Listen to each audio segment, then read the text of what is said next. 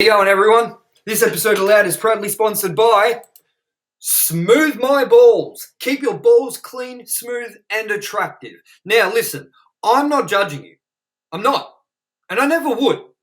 But if you're not keeping your downstairs maintained, you've got problems. So, in order for us to solve this issue for you and everyone around, you need to go right now to the link you can see on screen. It'll also be in the description and get 20% off your first purchase. Your first purchase to make everything down there, everything beautiful, smooth, and attractive for whoever it is. A woman, a man. Let's just keep it at a human that's of age. Let's make that clear. A human of age. If you're looking to impress anyone that's a human of age, and you want them to go down there and be like, whoa, this guy is well kept, or this woman is well kept, or whatever, then you better go and check out Smooth My Balls and their products, because right now you can get 20% off using this link, which helps us too, because we benefit from you purchasing this too. We benefit. We all benefit. No hair, benefits, Smooth My Balls. You get the gist. On to the show.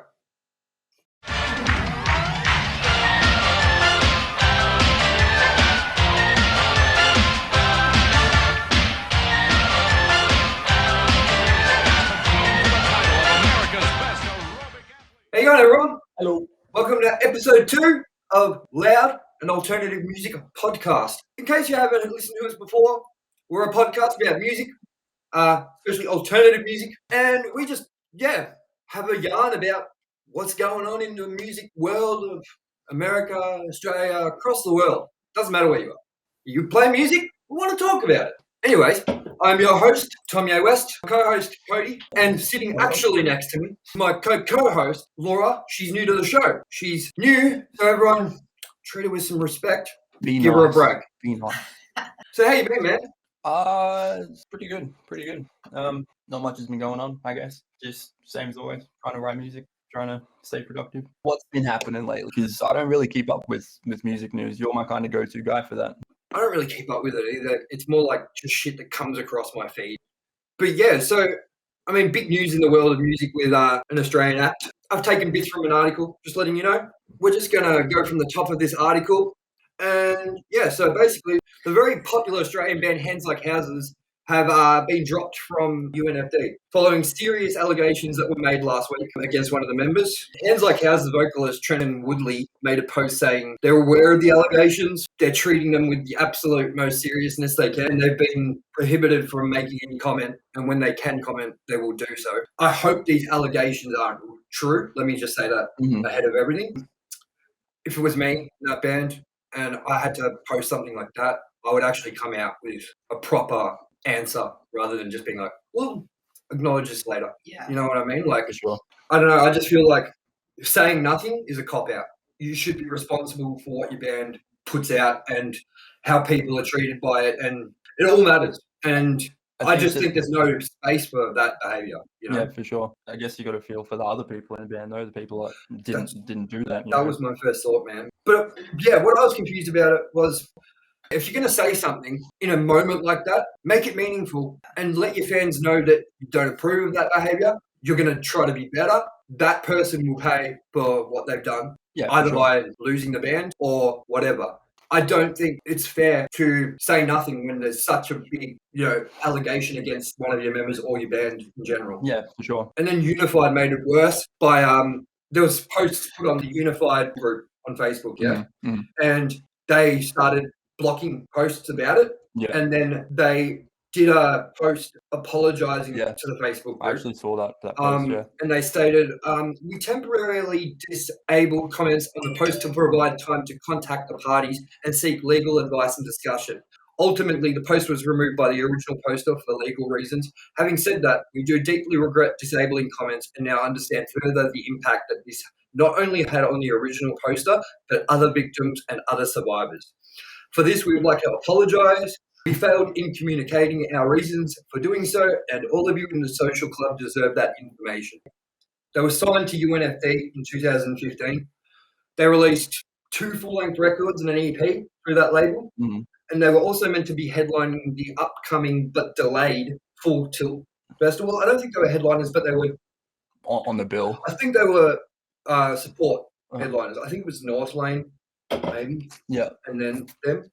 But yeah, I just think that on the behalf of Unified and Hands Like Houses, they really should have, with it coming out as quick as it did and people like spreading the message on social media, they probably should have kind of had something ready and prepared, because they probably saw that coming before everyone else did. You know what I mean? Like, I honestly really don't have an answer. Like, it's hard to navigate socials and all that type of stuff nowadays. The label probably had a duty to address it. We're aware of something that's going on. We know there's a serious situation.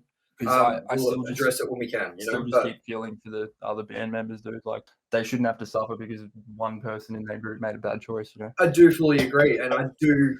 As I said, I feel really sorry for the band members that did the right thing. The unfortunate thing is for Unified to like stand them down. Like, they're not signed anymore either. Like, theoretically, they could get another member to fill that spot if they so wished. It tarnishes your brand, and your band is a brand at the end of the day. I mean, if you see someone wearing a Metallica t-shirt, it's a brand. It might not be a like clothing brand, but they're a brand.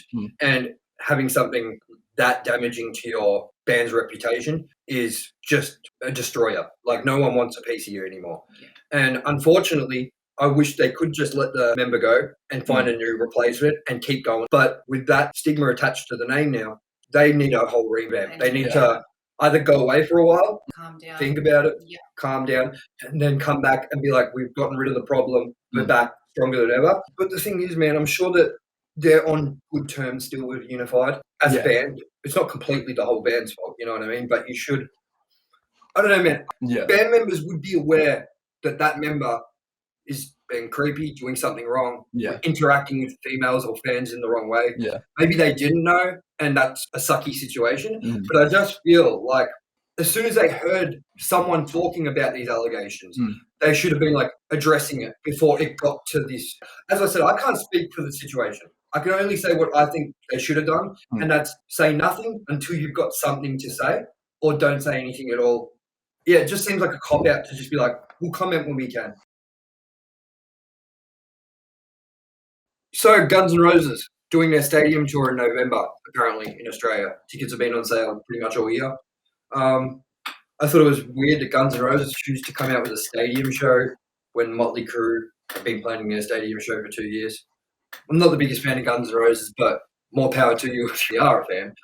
But yeah, I just find it strange because it's at MCG and it's going to follow tightly compacted area. And it's going to follow COVID-safe restrictions. I'm guessing they're going to make it vaccination passport. You would think so. What's the capacity of the MCG? Let me have a look.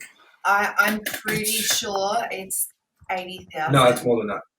100,000. It's over 100,000 because of the grand final. So Eminem had 85,000 people there, and that was the highest selling concert at the MCG. Yeah, okay. Yeah. Guns N' Roses won't get 85,000. There's no way that you could. I wouldn't be shocked if they did get 85,000, to be honest. It's just going to be interesting. I just think I'm surprised, first of all, it's still going ahead. Yeah. Yeah. That it hasn't been rescheduled to next year. Yeah. It's such a big concert. It's so like a lot of people. I mean, I just wish we could know how many people are actually going to turn up to that, because I just think that, as I said, I hope it goes forward, and it's just going to be interesting to see how they manage MCG with a band like Guns N' Roses. For sure. Anyways, Laura, she's going to actually be a co-host permanently. We think it's important to have a female representing our podcast as well. Our industry's pretty well male-dominated to begin with anyway, so...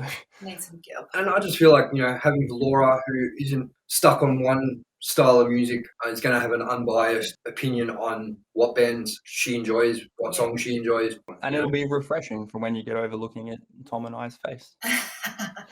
Nothing refreshing about this one. Anyways, so our next story, basically we're going to talk Nirvana getting sued for their Never mind. Never mind. Yeah, I was about to say he smells like Teen Spirit. That's the song. If you haven't seen the album cover, you should have, because it's so iconic. 30 years ago this happened. And even though he's recreated the covers many times and he has the photo tattooed on him, all right? Yeah, Now this is just like, a cash grab. oh, he's trying to say that this has ruined his life and it's, you know, it's affected so many things, blah, blah, blah. He never got paid for it. That is just a load of crap. His parents got paid for it. And also, he would have made some money off it over his life. They guaranteed. put it, they would have had to put it in a trust fund for him. So technically, he did get paid for it.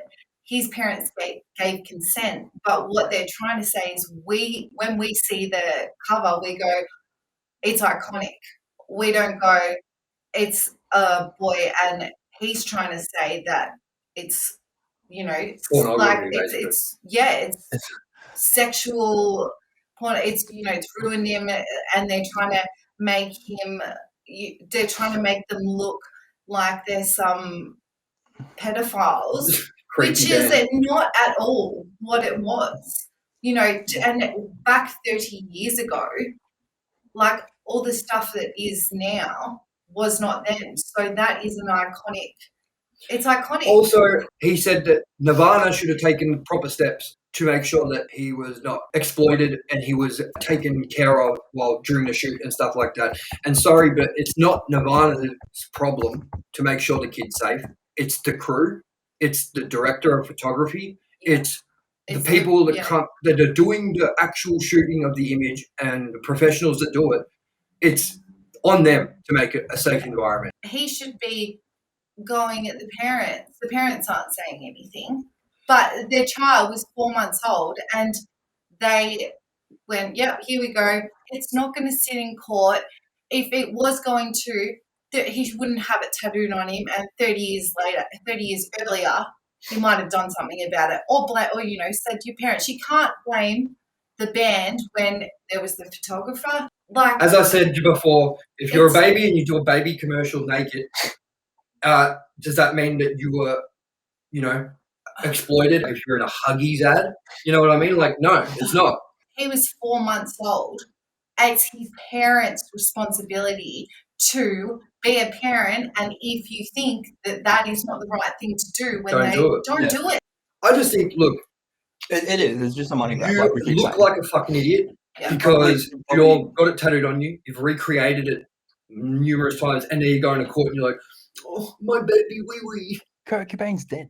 Leave him the fuck alone. Yeah, let the cunt rest. You know what I mean? Like, poor guy. He's probably tossing and turning in your grave at the moment, going, "Fucking, I'm sorry about the baby dick." You know what I mean? Like, it's a joke, man. It is. But as you keep saying, Laura, as well, like, it's iconic, and it was a lot more socially acceptable back then. Exactly. It was. And what he was saying is, if you look at that photo and you think something of it, that's a huge problem. Then maybe you've got a bit of an issue with child pornography. Do you know what I mean? Absolutely. Like, I remember buying the CD from a Trash and Treasure in my home suburb, and I remember picking the CD up when I was a younger kid and thinking to myself, "This is weird. Why is this on the front?" I didn't have any understanding of what the message was, why they decided to do it. I just looked at that and took the photo of face value and went, "That's a bit weird." But I was like, even being 6, iconic 7. aside, the nature of the image is probably a bit of shock value as well. It's supposed to represent like cash grabbing, basically, what this guy's trying to do. Kind of ironic that, you know, this guy, he's like, "I don't want to get cash. That's not why I'm doing it." And he's the baby on the photo getting the cash, you know. I just think, look, you should be happy you're a part of something so massive for rock history. Mm-hmm. You should be happy that you were given that opportunity. I mean, if I was a kid and that happened for me when my parents let me do it and stuff, and I grew up to the age I am now, and I looked at that photo, I'd be like, "Man, I'm so happy I was a part of this." I just think that if that cover was brought out now, these days, oh wow. Like, photographers and stuff would go, "We don't want to risk it." And if they did, this is what I was going to say earlier, to be safe back then, they probably should have had a release form signed by the parents They stating that there can be no future lawsuits against the image. They cannot earn money by soiling the image that they helped create.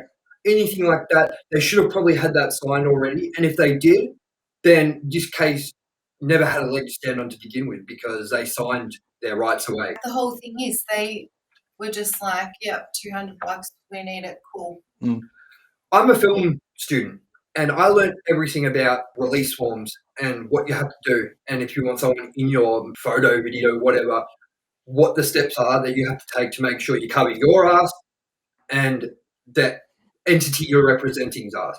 And basically, this guy doesn't have a leg to stand on if release forms has been signed because the parents gave permission and they were responsible at that time for the kid. And you sign the release forms, the guy doesn't have a leg to stand on. If he wants to sue anybody, he should be probably suing his parents because they're the ones that put him in that situation. If he's not happy with it, that's what he should be doing. Not going after the band who probably helped make this guy some money, gave this guy some notoriety, and made people aware of who this guy is. You know, he doesn't have a leg to stand on. And he should have probably thought about this a little bit harder before getting it tattooed and on him, copying the image and, you know, showing off about it. Instead, if you were really offended by it and you wanted to take it to court, you probably shouldn't have a tattoo and you probably should be the biggest slap in the face if he blasted Nirvana every day, like if that's like his favorite band. Well, like he promoted it. By the way, this is just opinions. We're just talking. So, you know, we're not trying to offend anyone's beliefs. We're not trying to do anything like that. We just want people to understand that this guy can't get away with doing this and he knows he can't. And it's more of like a fluff piece at the moment. That's the only reason it's a news story. If they waited till it was going to go to court to make it a news story, they'd never make it a news story because it's never going to go to court. It'd lose too much money. It sounds like they did everything right by the baby to make sure it was under the safest possible the parents were, options, you know. Like, if you're making the baby gag reflex and before you throw him in the pool so he doesn't swallow and inhale water, it makes sense that that's why they did that. Do either of you two remember when you were 4 months old? No. I don't remember when I was 4 months old. That's basically what we have to say about that news story. It's just such a strange thing to come up out of after 30 years, you know, and I thought it was worth talking about. Even though it's kind of been news for a while now, I still think it's important to talk about it, all this stuff, even if we're a bit late to the party, you know what I mean? I wanted to say quickly to everyone that we really appreciate you tuning in and watching us. We understand that we're kind of newbies at this and we may be a little bit rough, we may be a little bit not smooth sounding, we may be a little bit nervous sounding or whatever. We just want you guys to know that we want you to hold on, keep listening, and just grow with us as a podcast. Get comfortable, like we want to get comfortable. It's still new to us too. We appreciate the negative feedback, the positive feedback. However you want to give us your feedback, we really appreciate you even checking us out. And we want to hear your thoughts as well. We want to hear how to make the show better. So please tune in, give us your feedback, tell us your concerns, and we can try and make the show better. And on that note, we have created a Patreon. Now, the Patreon's very cheap. It's $2 a month for the first tier, $4 a month for the second tier, $7 a month for the third tier. Every tier gives you bonus perks and sort of higher levels of perks the higher you choose to go.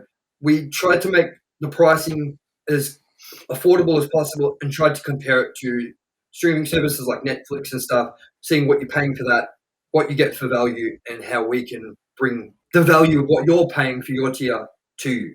And we just, as we said, we want your support.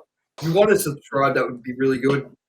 It doesn't matter what tier you're at, you'll get bonus perks, and you should definitely go check out the tiers and what is included in them. We know it's going to take a while to gain an audience and gain your trust, but we want you to realize that we're going to stick around. We're going to keep doing this, and we hope that you guys like it and want to keep it going and want to join in and be a part of it.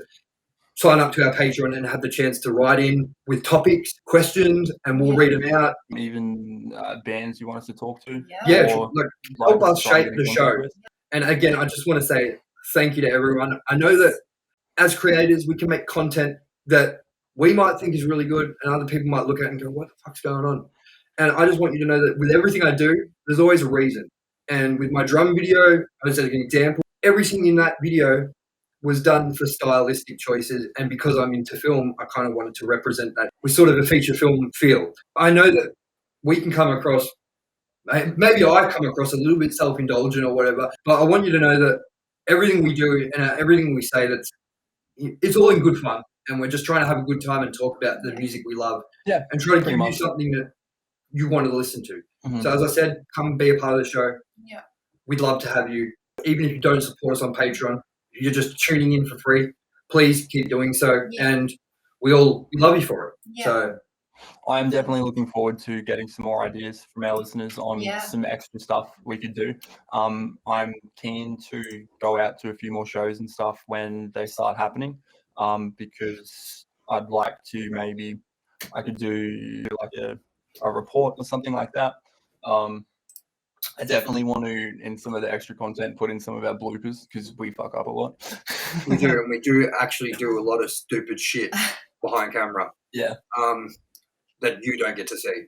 And unfortunately, we do have to edit the episodes currently just because we want to make sure that the show is presented in the best way possible. And we want to eventually do live shows and have you guys tune in. If you're a Patreon member, you get to watch the show recorded live. But for us to get to that point, we need to feel comfortable in what we're doing. And that's what we're trying to do right now. I want to bring short film content. I want to bring documentary style music content to you guys.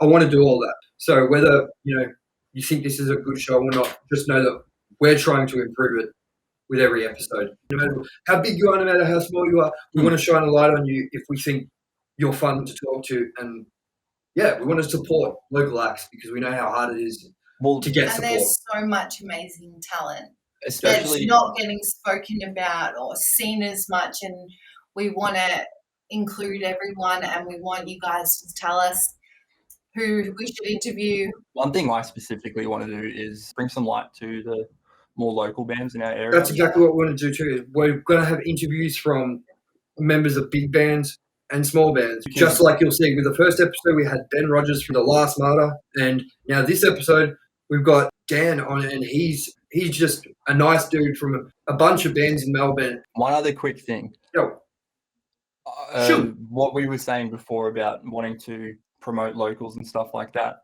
I'm really passionate about that because I'm in the same boat as other bands that would want to get exposure and stuff. So it's almost like you scratch our back, we'll scratch yours, This podcast is proudly sponsored by Soultone Cymbals. Soultone cymbals are located in Los Angeles, California. Handcrafted, manufactured in Turkey. These cymbals are durable, they sound amazing, they're made perfect. So please, go check out Soultone Cymbals and give them some support. Soultone Cymbals, proudly sponsoring Loud, an alternative music podcast. We have Dan here. Dan is a guitarist in a band called Stone to Death. Yeah, he's in a bunch of bands. You can see down the bottom. I'm an absolute band whore. There is this massive fuck off possum that lives in my roof, and it has been quiet all day, and it's just decided just now to start scratching around, running around, and screeching. So if anyone gets like screeching, that's a thing. That's fine, man. That's absolutely fine, dude. I used to live in a place in Ringwood, and in Ringwood, we had so many fucking mice in the kitchen that I'd set up like 8 traps every night and just sit in my room and hear like dunk, dunk, dunk, because I was living in this scumbag of a house. And then one night I was in the rubbish bag on the kitchen floor, and I just picked my shoe up and threw it at the bag thinking it wasn't going to do anything, and the mouse literally exploded, bro. In this bag, just exploded, bro. And I was like, whoa, bro. It was like a firecracker inside it. Yeah, so don't worry. I know all about scratching in the rooms, and yeah, it's creepy stuff. Yeah, that's it. Mice and rats are bad. Possums are louder, but like mice will just go all day. Possums will go like a third of the day and then just leave you the fuck alone. Yeah, I feed the possums here. The ones that live outside. Yeah. Yeah. So yeah, anyways, how you been going through lockdown, bro? Yeah, not bad. I still work a little bit. Other than that, just try and stay busy. Drink with my housemates when I don't have anything to keep me busy, and try and do music any way I can. But like, obviously, that's fairly limiting given the current social status of the state. Yeah. Yeah, no, of definitely. course. I've been pretty good, I think. Like, everyone's a bit stir crazy. Everyone that plays live really, really wants to play live because obviously we've been pretty deprived of it. Yeah. Most people that I know, myself included, are just working on recordings at the moment, Yeah. either Yeah. writing or recording. Yeah, that's what we're doing at the moment, man. Yeah, or getting merch sort of rigged up for when they can tour or whatever they're going to do. But For sure. you know, I don't know. I think I've done all right. I try and play guitar at least like an hour a day, maybe. I haven't as much this week, but the last probably 3 weeks, I've just tried to get in at least 1 hour a day of just straight up practicing or writing on guitar. And I don't know. I always got told, like, regardless of how shit you're feeling or like how dejected you are or unmotivated towards doing something musical, if you are going to do something musical, whether it's to be a producer or to be a performer or involved in production in some way, is like, even if you don't feel like doing it, spend at least 5 minutes. Like, if you spend 5 minutes every day, every single day, no days off, that 5 minutes over a year is a lot of time that you put into doing music shit. And some days you get like manic and you'll feel like fucking doing shit and fucking writing music for like 7 hours straight, or fucking practicing your instrument for 7 hours straight. But like, if on the days when you're like, I just want to fucking lay in bed and fucking not fucking do anything, just binge watch a TV show forever, get the fuck up and just like email a promoter a track. Yep. Or fucking get up and fucking, you know, edit a flyer for your next show or some shit like that, and just do it for 5 or 10 minutes, because it becomes like smoko. You know, like how difficult is it to not go on smoko if you're like a smoker or whatever, or have your morning coffee? It becomes like your morning coffee. It becomes a daily routine, regardless of how much time a day you put into it. You still allot at that time. And so yeah, I just try and make sure I do a little bit every day. And thus far, it's still been more than a little bit every day, which is pretty good. But yeah, I do want to get the fuck back on a stage. It's very good advice. It's been hard because, like, people are dealing with this lockdown differently to each other, obviously. You know what I mean? Everyone's different on how they're dealing with it. Me and Codey are just trying to do as much as we can while we're in lockdown to keep the band moving, to get to that next goal, you know? I think it's very, very important. If not, it's not even important for your band. It's just important for you. Like, if your band were to break up tomorrow, it was still a fucking good thing for you. Do you know what I mean? Like, yeah, I think that's more important than anything. But yeah.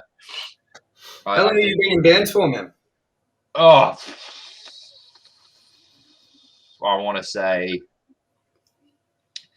well, it depends what you count. Like, I mean, my first band was like a high school band, like most people. But we evolved to like playing outside of high school and that sort of shit. And so I don't know. I first like got together and like properly started playing when I was 14, and I started playing guitar when I was 11, and I started playing in bands on bass when I was 14. Mm-hmm. And I'm 33 now, so a fairly long time. I'm about your age, man. So I've been in bands about the same. It's weird though, because our high school band actually turned into the biggest band I've ever been in, and it still is the biggest band I was ever in. So when I was 16, we hit it pretty big. We were talking to MGM Records. We were playing huge shows with like the Amity Affliction and Getaway Plan and all those big bands. Yeah. Wow. We're playing. What was that called? Sorry. Circumsystem. Yeah. Okay. Wow. And then we were called The Lesson of Her Death, and then we were called The Lesson because we lost a singer and we decided to cut the of her death at the end. And then I was in I Confess, and now I'm in this new band with Codey called This Point Forward. Yeah. Okay. Right on. So we kind of made it big early on, man. At 16, and I quit school at like 17, and we were playing like I played every venue nearly in Melbourne, like, you know, Crown. We played even what's it called? something room at Crown. I can't remember what it was called. Yeah, wow. We played Revolver upstairs. We played the SB, the Bendigo Hotel, and we also played like heaps of like local venues like TLC, like in Bayswater, the EVs in Croydon for Yeah, punk I used to like live across the road from EVs. I got banned from EVs twice as a teenager. I got banned for life twice. It's a good venue, man. And the shows we played there, we played Punk Fest and we played Kicking and Screaming. And at Punk Fest, we were on the small stage, but we were the headliner of the small stage, and we sold that fucking room out like completely. Like you couldn't move. And then we got asked back to be on the main stage. I had mates bands that used to play Punk Fest at EV. So when I was like 14, 15 and shit, I used to, yeah, absolutely. Yeah, you probably would have been there, man. Yeah. Yeah. 06, 05, around then. Well, I got banned once in 05 and I got banned again in 06 because they changed the yags every year. It was different stuff every year. So they fucking banned us for saying drugs are good on stage, I think it was. We were young dickheads. We were just fucking kids. And then Don't worry about it. And then we went back the next year and we booked a show under a different band name because they were different yags. So they put us on, and then we got kicked the fuck out all over again. Yeah, man. The worst thing that's ever happened to me with getting kicked out of a venue, but the problem was I was in the band that night that played. I can tell you exactly when it was. October 31st, Halloween, 2014. I was kicked out of I Confess for being high on drugs and pulling out an iPhone taser and showing somebody and having the police tackle me in the middle of the city at the front of the venue we were in. So I got booted from that because we just got off stage and didn't look too good that I'd just been arrested out the front with a weapon. So that was a regret, man. A big regret. Yeah. So how did you and Codey meet? A few years ago when I moved down, he showed me the ropes with local music scene and stuff like that. So it's been very cool to hang out with Dan. Very cool. I have been telling you to join a band for a long time. That is true. I'm glad that Codey came along because when we started our band, we were looking for a vocalist, and yeah, he came along, and I'm glad because me and Codey have got a really solid connection now, and we're like not just bandmates, we're mates, you know. So yeah, I'm happy that I'm mates with everyone in the band, but me and Codey would be the closest with each other just because of the location and sort of our hobbies, I guess, were kind of similar. You know what I mean? So I'm rarely like not close with band members. Like band members are kind of like one step removed from housemates for me. You know what I mean? Like what attracted me to playing in bands other than playing music was never like we might get signed to a label, we might go on tour, we might blah blah blah. It was the camaraderie aspect, I think, has been the biggest thing that stuck with me. Mm-hmm. Particularly when you are like on the road and that sort of thing, and you've got the shits with each other because you've been fucking sharing cramped rooms for 3, 4, 5 nights, 10 nights, 20 nights, whatever it may be. It's like that's the point that makes or breaks bands, and it's also the point that makes or breaks you and your housemates or you and your partner or whoever. And or the touring crew that's putting on the show, like from another perspective, like because I used to work in live events and stuff like that, you got to keep a pretty close camaraderie with the people that you're working with as well, because like you have to spend every night setting up, packing down the show with them too. So yeah, it's super important. If you don't get along with the people that you're living with, basically, then stuff won't go well. Yeah, absolutely. Absolutely. And yeah, you're right. You staff in your venues and staff on your crew or whatever. It definitely extends to them as well. When I was younger, I upset enough sound operators to have learnt my lesson from that one. I don't run any massive desks or anything, but the small amount of experience I have, it's kind of helped me being a sound guy and then being on stage as well, because you can sort of, what not to do. Yeah, 100%. And that's what I'm like. I'm not as good at that when I'm playing live. But when I go into a studio and someone else is behind the desk doing the engineering, that sort of thing, I kind of know how to treat them because that's what I do when I'm not on stage, is doing the production work. So yeah, for sure. And it's just like, it's other stuff like making sure you turn down your guitar before you unplug the cable on stage, because as a sound guy, if someone like pops a speaker or something, that's really fucking annoying. So when I'm on stage, you know, I make sure I turn the knobs down because I don't want to piss off the dude. The best thing you can fucking do is get one of those, like, those Planet Waves cables with the circuit breaker on it. Do you know those things? I don't think so. On the tip of the cable that plugs into the guitar, it's got a little button. And when you press the button, it releases the circuit inside the end of the cable, so no gets through. That's so handy. Yeah. So if your guitar's turned up and you click that, no sound's going to come out of the guitar. The thing you got to remember is to click it back on before you hit the first note of the next fucking song. For sure. I'm getting the feeling you may have concocted that from personal experience. Only in rehearsal. I've never done it on stage, but I've had like leads fall out before the start of a song. I've had, you know, like a pedal shut off before the start of a song. I've had someone pour like a good pint of beer onto my pedal board in its entirety. I've had the head come off the cab in the studio and completely fucking fuck up a nice valve head that I had to spend a lot of money getting fixed. But I've never had that. I've never had that happen on stage.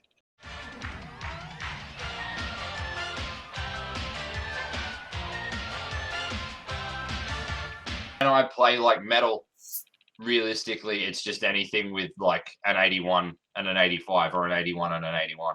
The brand is less important than the feel of the neck and how smoothly it flows, and the pickups just being an 81 and an 85, because I know that like it's the generic metal tone, and like inventing your own tone is like a big part of it or whatever.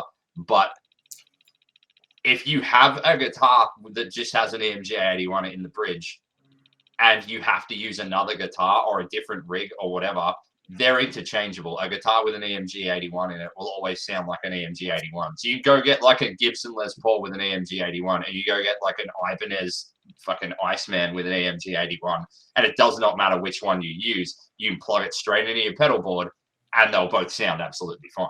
Yeah, well, it's weird because we had this guitarist that was trying out for our band for a while. Well, he was in our band for a while. Due to some issues, he's not in it anymore, which is all good. But he had a Line 6 guitar. Yeah, okay. I have seen them. You can tune just by clicking a button, like it down tunes it and like to whatever tuning you want. It's just like clicking a switch. That's crazy. The only thing that I've seen like that before, and I think I've spoken with Codey about it in the past, my mate Shannon, who plays in All We Need and Bombs Are Falling. Ah, I know Shannon, and I was in All We Need for 2 months, maybe. Yeah, no shit. I've known Shannon for a long time. He's a good dude, man. I fucked up. I got kicked out of All We Need for a good reason. It's fair enough completely, but I have nothing but love for those dudes. Shannon's a really good dude, man. He is a really cool guy. Did you ever see his robot guitar? I don't think so, man. Maybe, but he had a Les Paul that had robotic tuners, so one of the tone knobs had a coil tap, and he clicked the coil tap, and he just strummed the guitar open without fretting any notes. And the tuning heads would go on their own and wind into tune. Yeah, that's cool. That's funny, man. That's so good that you know Shannon and all that too. Yeah. Yeah, he's a funny dude, man. He used to make me laugh a lot. Yeah, he makes me laugh a lot. He's a pretty cool guy. I've seen him for a long time. Simon was the one that me and him sort of had a falling out because, like, I admit I fucked up. I was late to a show to play. All right, yeah. First show as well for me being in the band. That's a rough one. That's a rough one. I felt really bad about it, man. And I totally was like, I know I'm done. Like, I know I'm not in this band anymore. And I felt really bad. But I've got nothing but love for those dudes. And I'm still stoked to see that they're doing well. You know what I mean? I've always, when I joined their band, I was still having problems with drugs.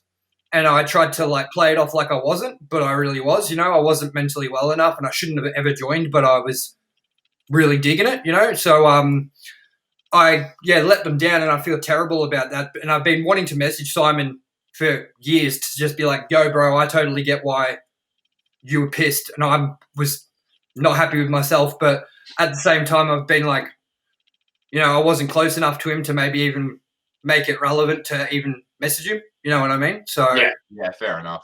I was asking you that just because, like, I have never been really stuck to a brand before, like, of drums. Like, I'll just play what kit I like the look of and the sound of when I see it, And I used to be like Gretsch.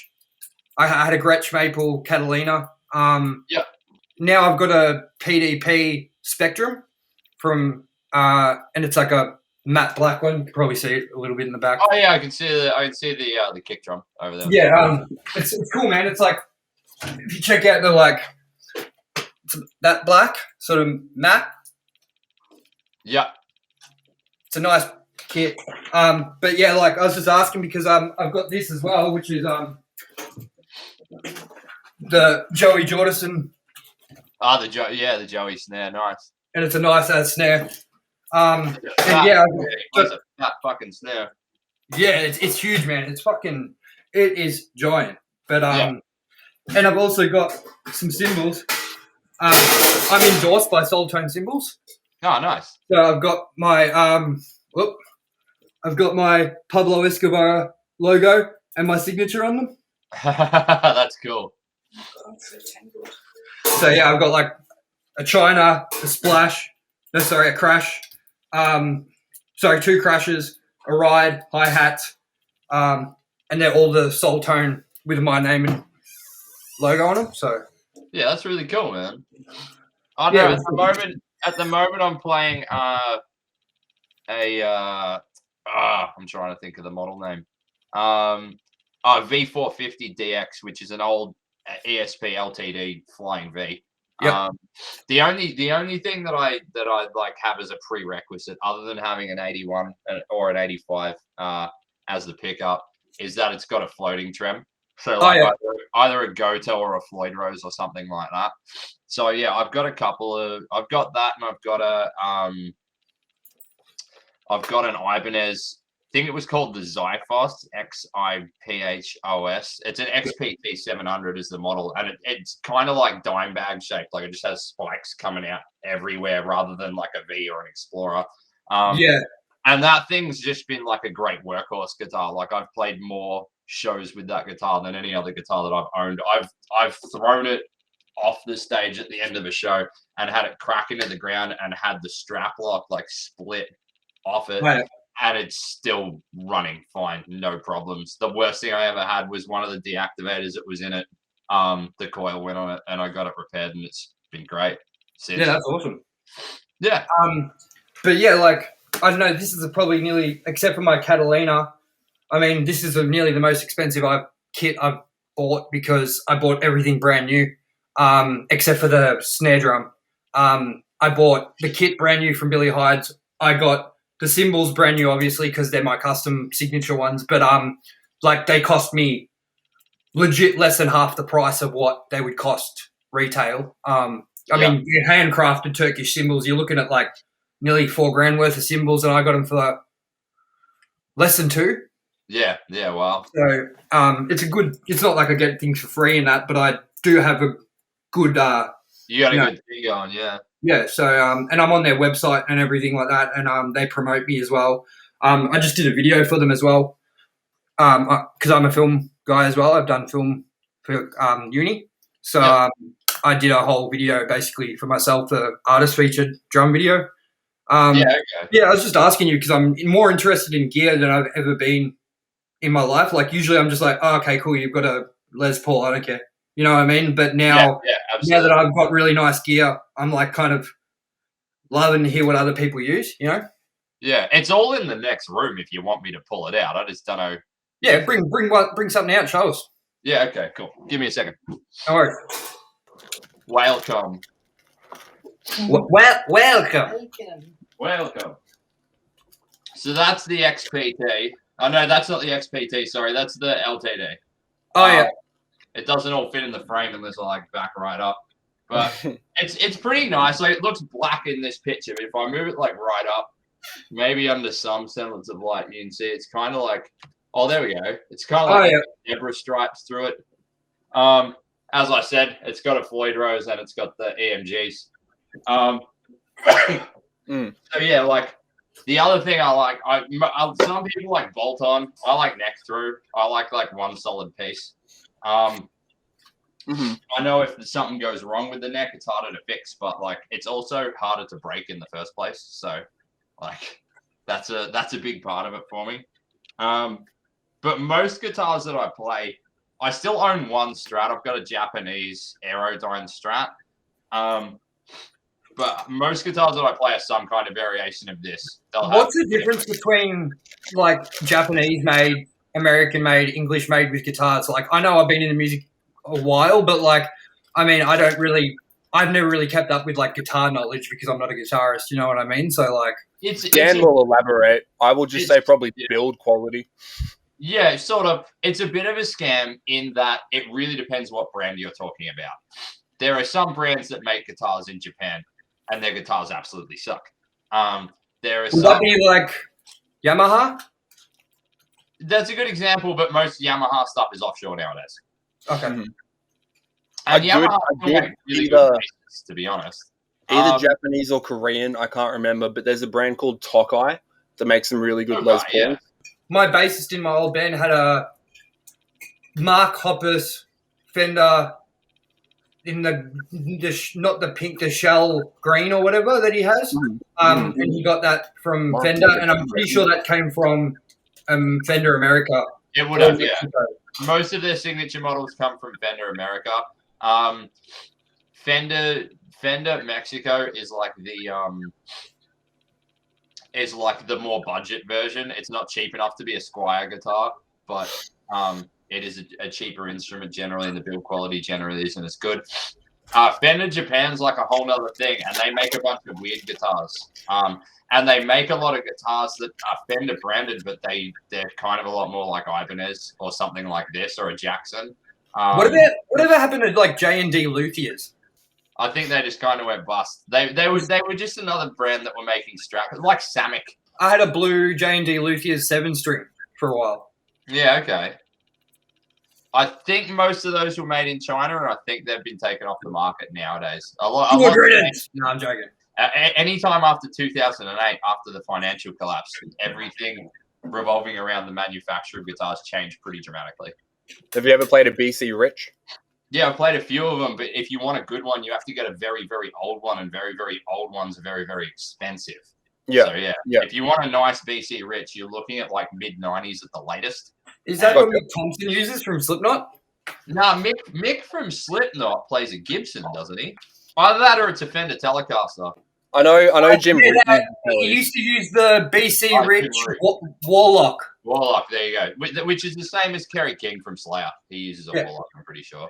And the Jim Root telly that you were talking about, Dan, I'm pretty sure that's got the 81 and 85s in it, like you like to run. Yeah, it does. It does. It's a shame it's a Telecaster. Mm-hmm. I don't like them. So what? Completes the look.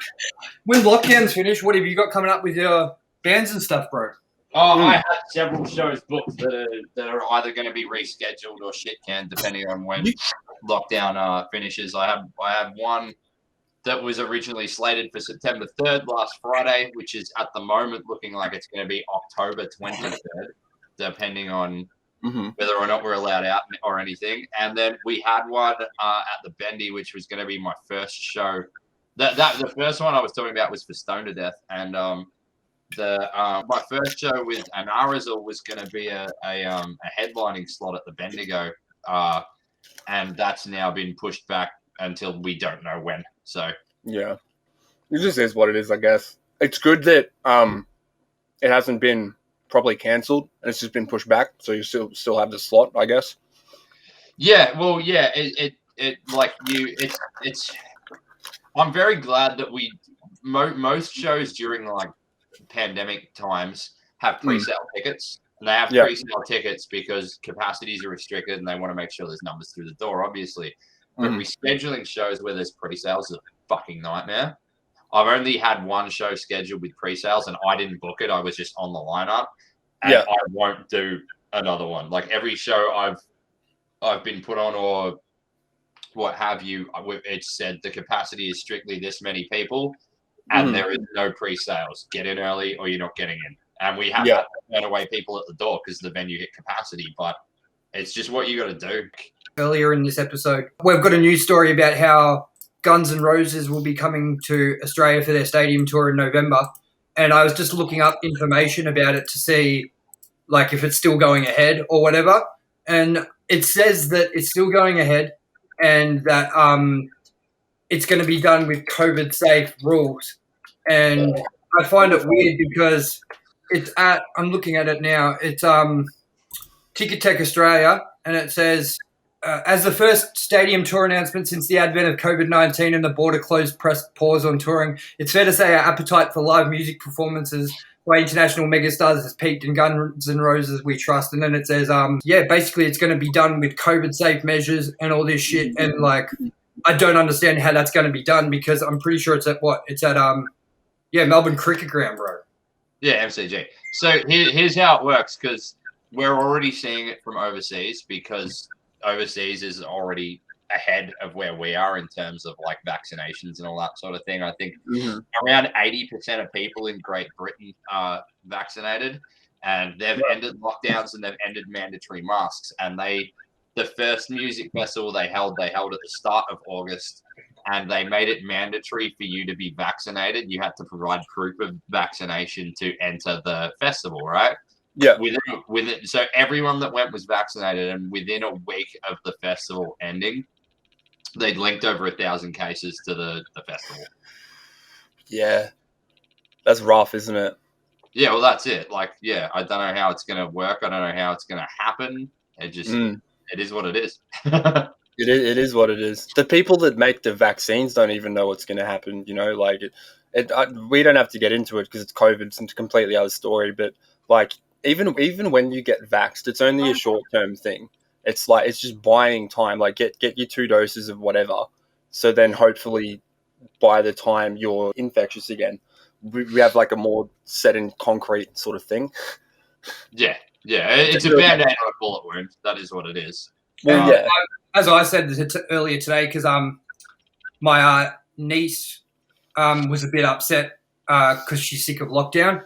And I said to her, look, it's not going to be much longer because once we're all vaccinated, towards the end of October, start of November, there is no way they can keep us locked down any longer. Like, that's what the goal is to get everyone vaccinated. And I feel like late October, early November is when majority of people are going to have that second dose. So I feel like we will open up by November. I'm just worried for people that are going to Guns N' Roses to see what the experience is actually going to be like. You know what I mean? People are already so sick of it. Yeah, it has to end. Unfortunately, we do have to get on with our lives, and unfortunately, that means there will be more cases of the virus. But there's got to be. You can't keep people locked inside forever. I heard a few days ago that there's like a campaign within the Australian music sort of scene, really promoting like vaccinations and stuff like that to get out there so live music can start again. I just looked up on the laptop here. It's called Vaccination Campaign. And it's backed by names like Tim Minchin, Jimmy Barnes, Amy Shark, Paul Performers do want to be able to perform again. Yeah, absolutely. Hilltop Woods. Yeah. So at the moment, the past few days, there's been a real sort of push for everyone in Australia to go and get vaxxed. So not only can performers perform again, but hopefully the audience will be able to experience something cool like that again. I haven't, like Tom, I know you've got your vax booked in. I haven't got mine booked in yet. But I guess in a nutshell, if that's what you got to do, everyone should head out and do it. I've been looking at it like I wasn't interested in getting the vaccine at all. I was going to be one of the people that was like, I'll be the 20% that doesn't get it. I don't care. And then the longer this has gone on, I was like, I can't do this sitting in my house anymore. I want to get the band on the go. I want to get my drumming on the go. I want to do film stuff. I want all this stuff to happen. And I'm just like, I'm just going to make sure that I'm fully vaccinated, because once I am and I've got that passport, no one can tell me to stay home anymore. You know what I mean? Because I'm going to be like, well, I've done the right thing. I am vaccinated. If it's still a problem, that's your problem, not mine. You know what I mean? Because I've done what you asked, you know? Yeah, So- get the shot so we can go to the pub. That's pretty much it. Get Sweet. the shot so we can I go. was gonna ask what your view was, and there you go. You just gave it. So Yeah, I'm getting mine. Mine's on the 30th. The soonest I could get in was the 30th of September. That's when I'm getting my shot. Yeah. 21 days. Mine's the 23rd and then the 10th Yeah, of nice. October. Nice. And I'm going for that Pfizer. Yeah, same. My doctor. I just said, give me whatever one you want. The doctor said Pfizer. It's just more shit in a needle. So the one of the guys I play in one of the bands with vaccinates people. Like that's what he does. He's a pathologist.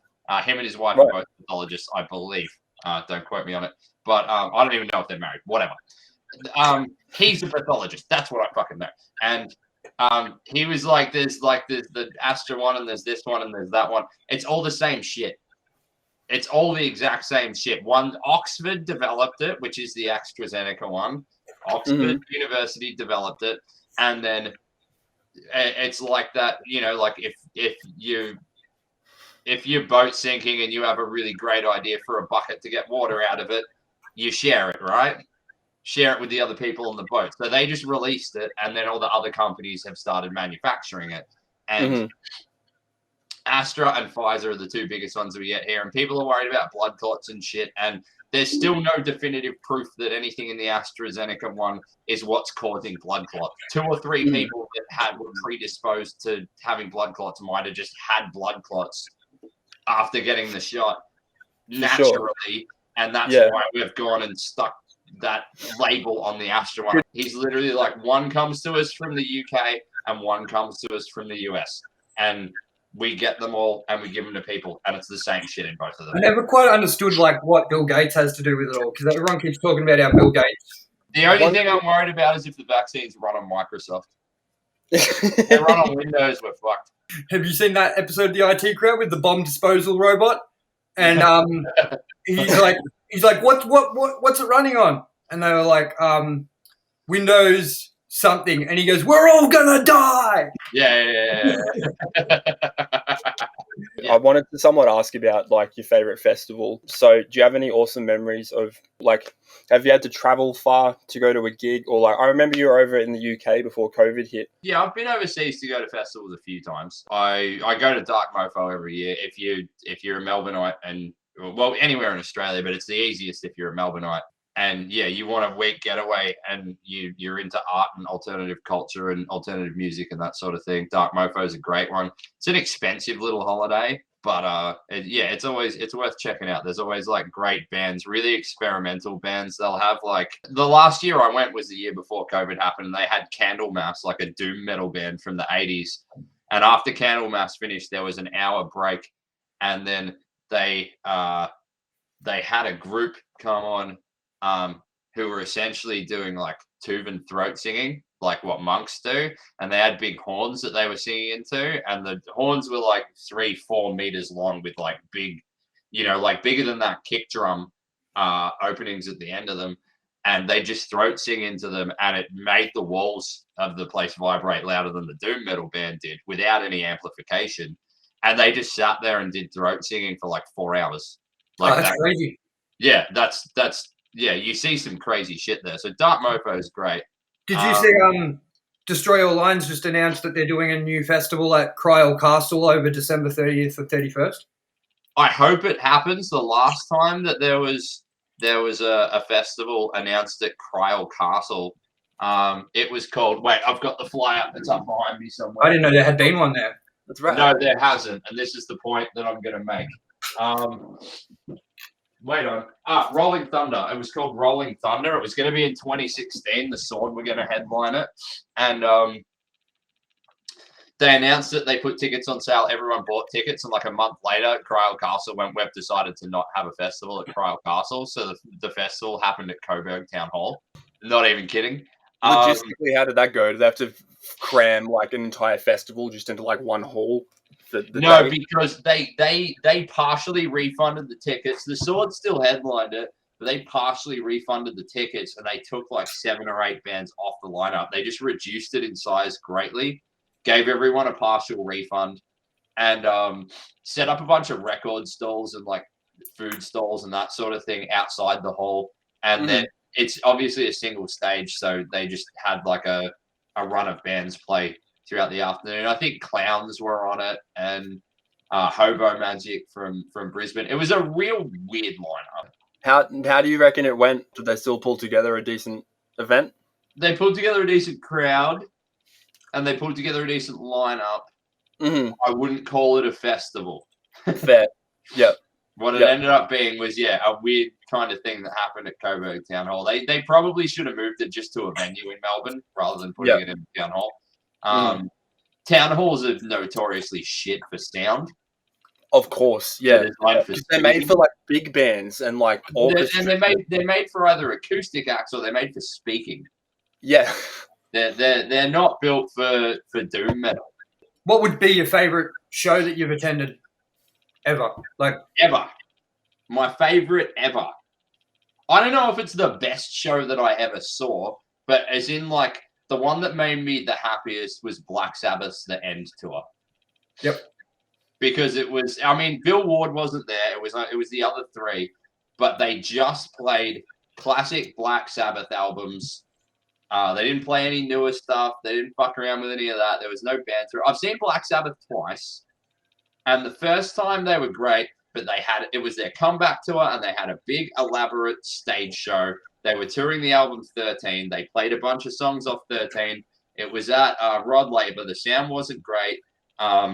There was like these big like images playing on a screen in the background and fucking all sorts of crazy shit going on, right? And then I bought a ticket to the End Tour, and I got there super early. I bought a ticket. I got right up the front.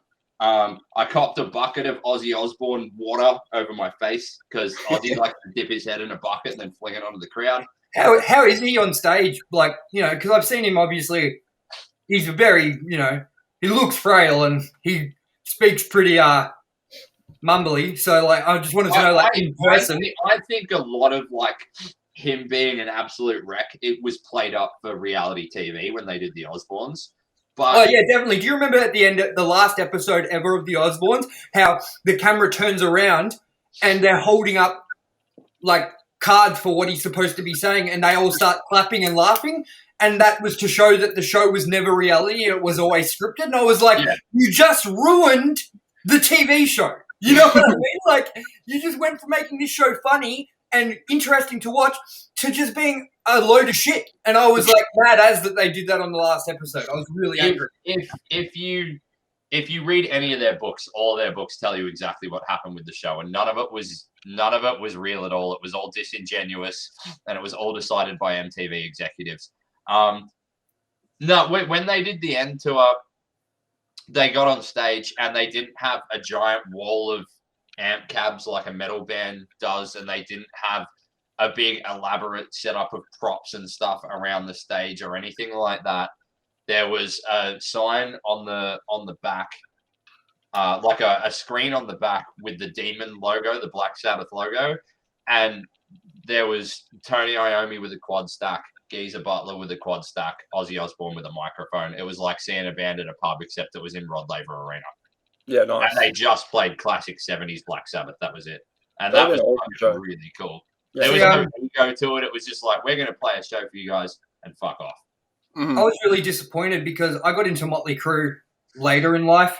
I only got into them probably around 4 years ago. I really got heavily into them. Like, I'd liked them before that with, like, Kickstart My Heart and stuff like that, but it's not like I actively went out and tried to listen to them. It would be like if I was at work and Triple M came on and it had Motley Crue playing, I'd be like, oh, yeah, it's sick. But I was really disappointed that I didn't go to the End shows. But when I saw the Motley Crue, so when I saw the End DVD, I was like, they sound brilliant. The production's great. Everything's massive. But Vince Neil is a wreck. Oh, yeah. He is a wreck nowadays. And, dude, he was like, I don't think he got 20% of the words for Dr. Feelgood right. They were just mumbling.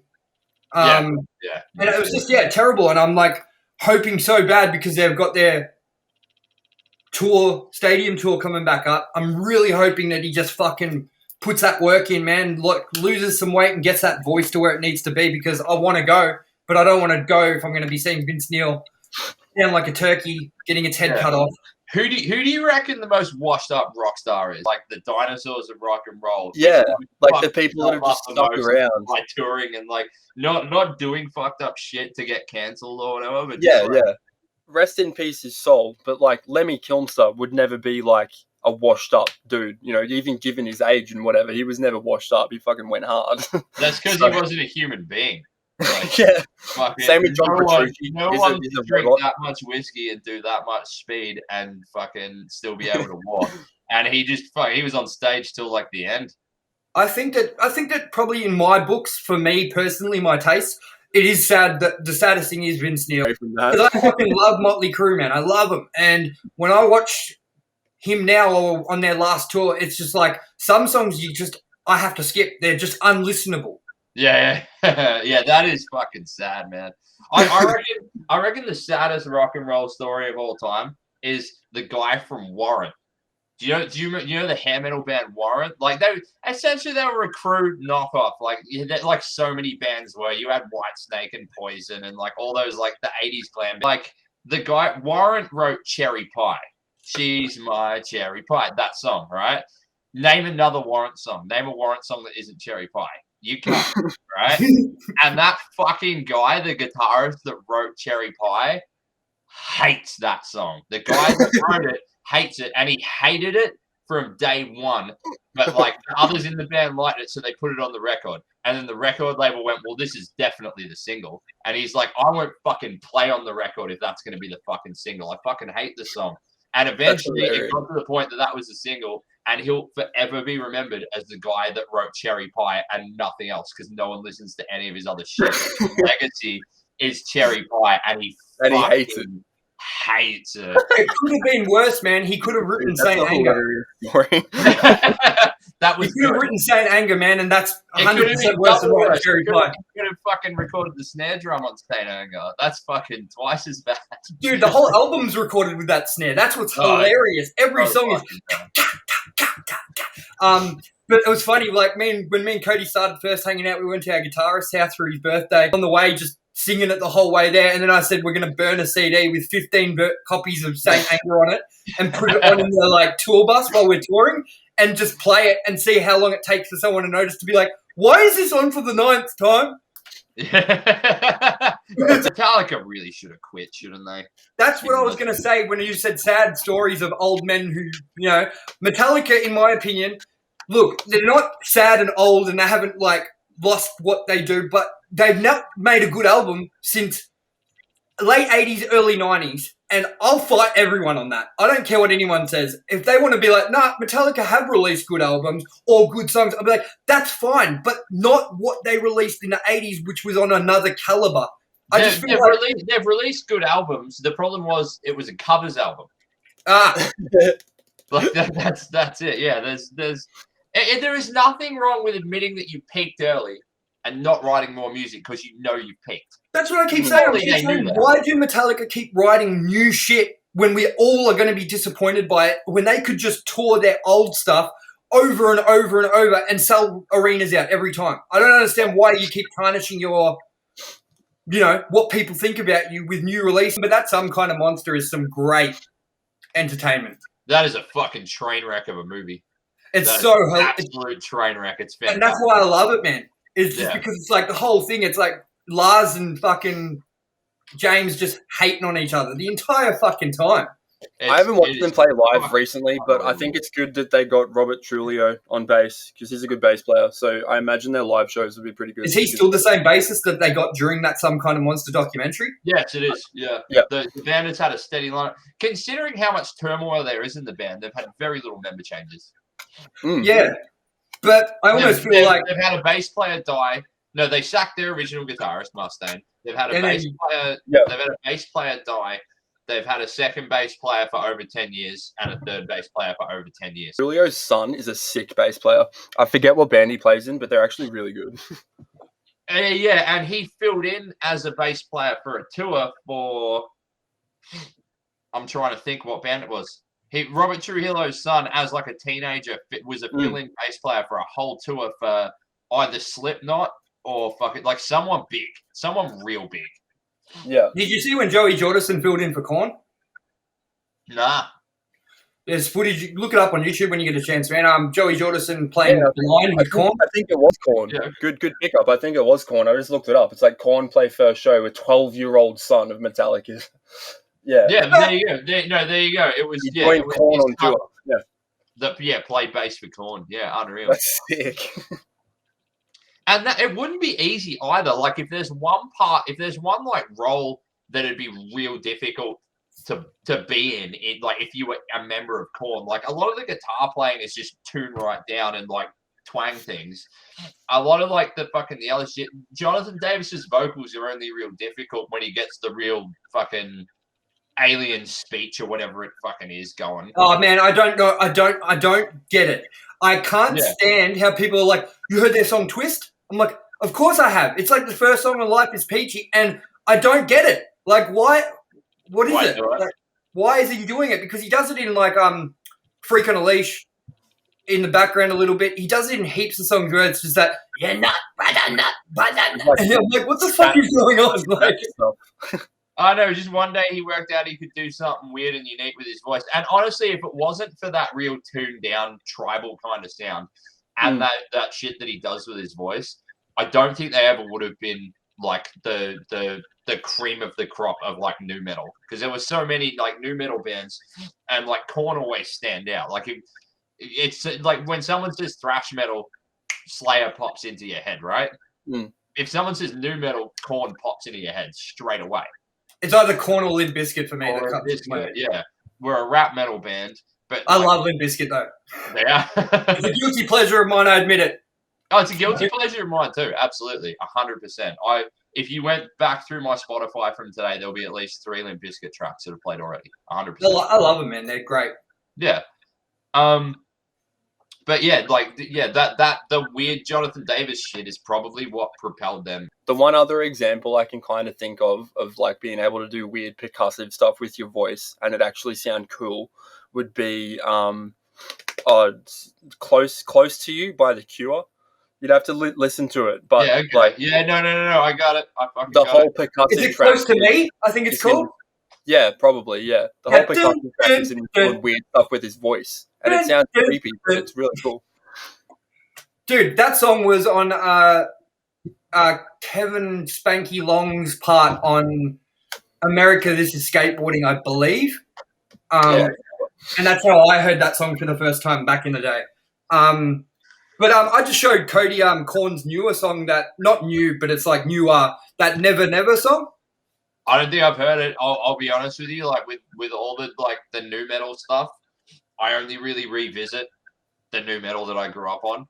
Just give Never Never a chance, man, because I can't even listen to old Korn, even though I was a fan of those albums, just because I feel like they're so stuck in the 90s, the first 2 albums. I just feel like they're way out now compared to like, say, Limp Bizkit's albums from then still hold up now because of the sound that they did. But that Never Never song is the first song I've heard from Korn in 20 years where I'm like, this is a good song. Yeah, all right, I'll give it a listen. I'll tell you what I think. What's your favorite like musician you've ever met from going to like gigs and stuff? Have you met anyone cool? Oh yeah, I've met a lot of cool people. I gotta go with 2. I can't narrow it down to one. I want to go with 3. I've met a lot of people, especially in the US and in the UK. That's really cool. Times in Melbourne. The first the first like musician I ever met that was like a big influence on me. I met Zach Wilde when I was 18, and he was absolutely lovely, but it was a very brief interaction. Tez Roberts, who has played in that many bands, it's not funny. I just finished reading his book. He's the guitarist of Discharge, the drummer of Discharge originally. So like punk rock drumming from like the 90s and stuff, that D-beat sound, that. Yeah. He's pretty much responsible for it. And he Like played the horse guitar in riding Ministry. thing. Yeah, he played in Ministry and a bunch of different bands. But I got drunk with him in Leeds in the UK, and he was fucking phenomenal. And Yeah. the same night, I got drunk with the singer of The Last Resort, Roy Pearce, and both of them were just super accommodating dudes who were just happy Yeah. to talk about music and about touring and all that sort of shit. Not a Yeah. fucking dash of ego to them. Yeah. That's what you want. That's really cool.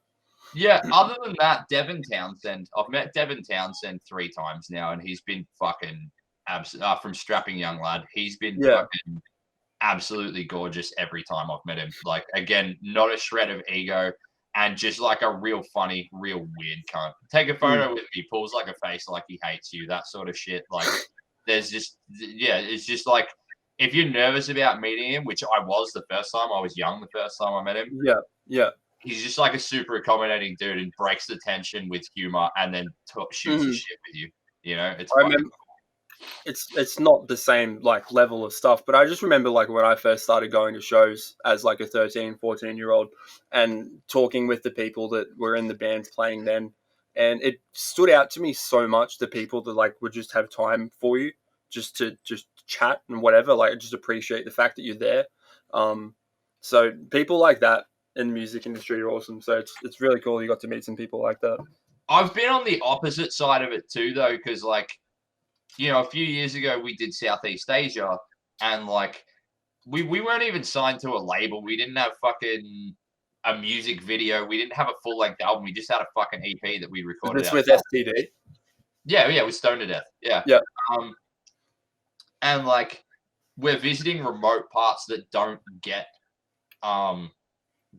tours. If a big band, if fucking Slipknot is doing a Southeast Asia tour, they will play one show in the entire Philippines, and it's Manila. Yeah. Right? That's it. You know, when you go outside of those sort of areas, no one there fucking gets a fucking tour from an international band. There'll be 2 tours from an international band a year. So you walk in there and you're a fucking celebrity. There's like fucking 300 kids. Fucking, and each one of those kids wants to get your photo. And you, despite the fact you're not even fucking, you know, you're like, I'm not a fucking, no, I'm not like some fucking, I don't know, signed fucking musician that does in-stores all over the world, or they're like, no, can you take a photo with us, please. Yeah. Sir, please take a photo. The cool thing to remember, man, is to them you fucking are, right? Because I know. Yeah, how, I know, right?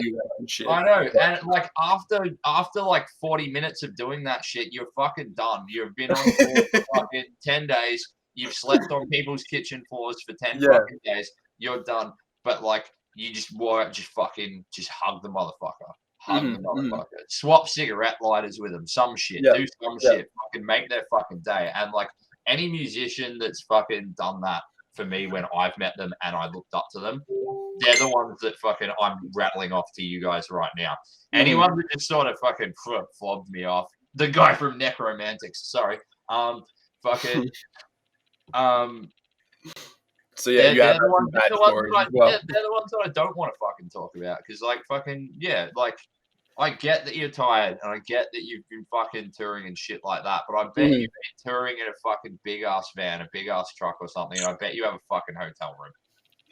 Yeah, well, I met Bert from The Used, and I was so excited to meet him, and I was really nervous, and I met him at Melbourne Airport along with like the rest of the Taste of Chaos tour. Yeah. And when he walked up, I was wearing my Used jacket, and you could tell that when he saw me, he was like, "Oh, give me a fucking break," kind of thing, because they flew in from Adelaide.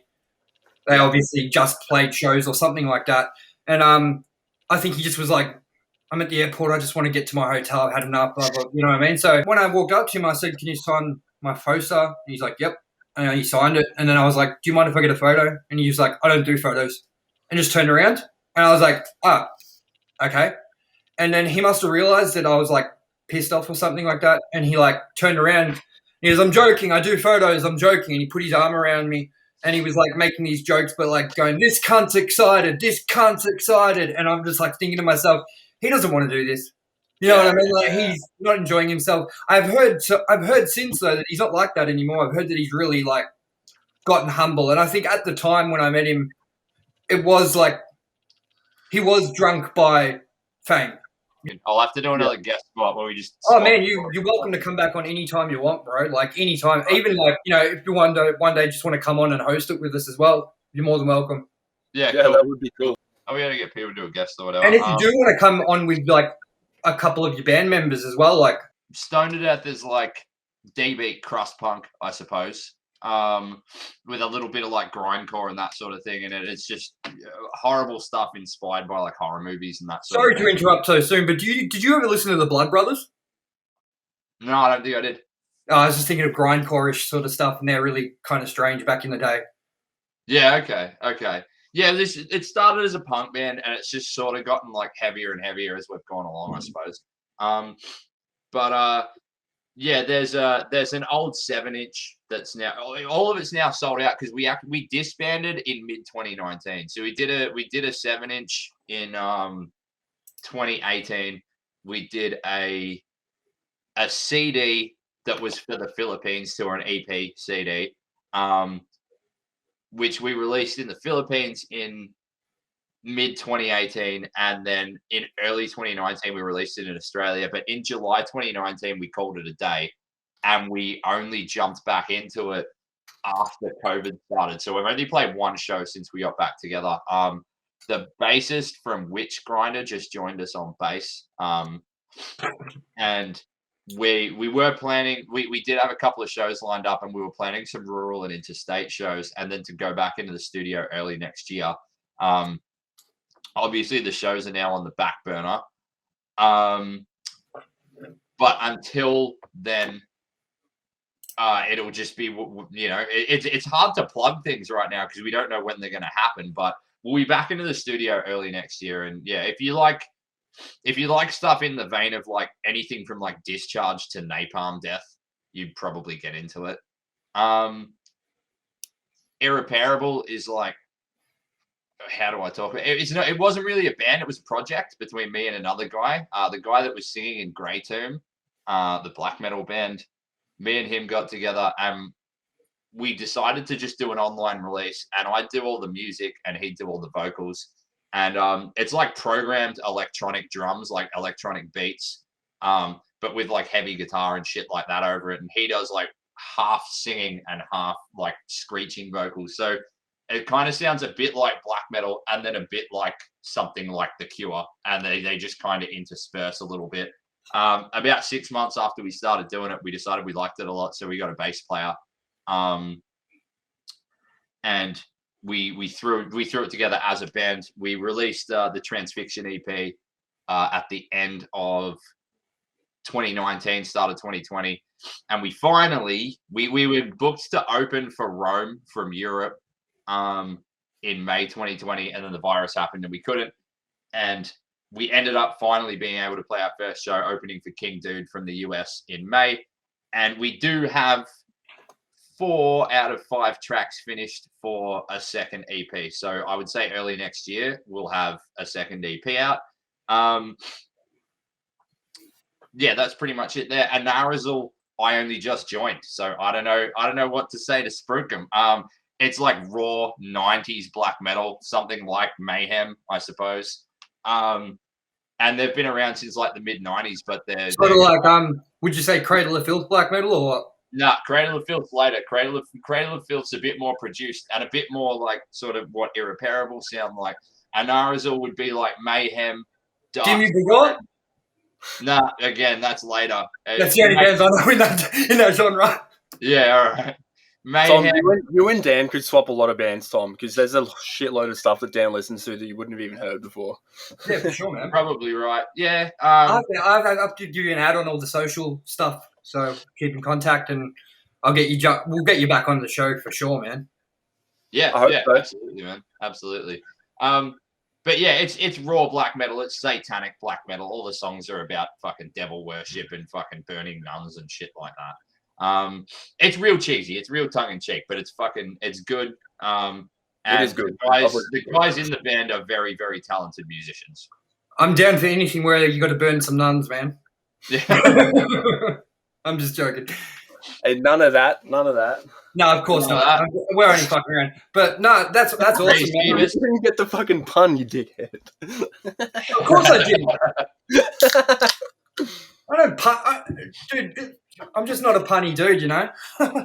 All right, so, thanks heaps for coming on, though, man. Like, we appreciate it heaps. You know, Yeah. we had the Last Martyr, Ben from Last Martyr. We've got you. We've got some cool as guests coming up as well. There's one that, you know, I'm hoping to get on. He's not a good mate, but he's a mate of mine. I'm actually doing drum lessons with him. Dan Kirby he's the drummer for Bliss and Esso, 28 Days, and a few other Behind Crimson Eyes. I think you said. And he said Fuck me, I haven't heard that name in a long time. Behind Crimson Eyes. Wow. yeah, we played Punk Fest with them at Croydon. Yeah, I know. I was definitely there. I remember seeing Behind Crimson Eyes at EVs. So yeah, Yidcore played that show, didn't they? Yep. Yeah, fuck yeah. I played a show with Yidcore about 6 months before COVID started. They came out of retirement and did a show, and it was fucking grouse. I hadn't seen them since I was 18. It was when Behind Crimson Eyes played main stage at EVs, we were on the small stage at EVs, and you know that small room at the front with the small side stage. That was like so packed that people were falling onto the stage, man, for us.